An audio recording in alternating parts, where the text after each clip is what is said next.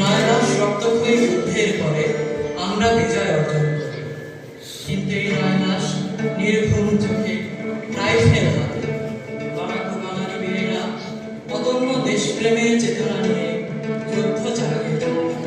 তাদের ছিল একটাই চাওয়া, পূর্ব দিগন্তে সেই স্বাধীন দেশে রবির কিরণ।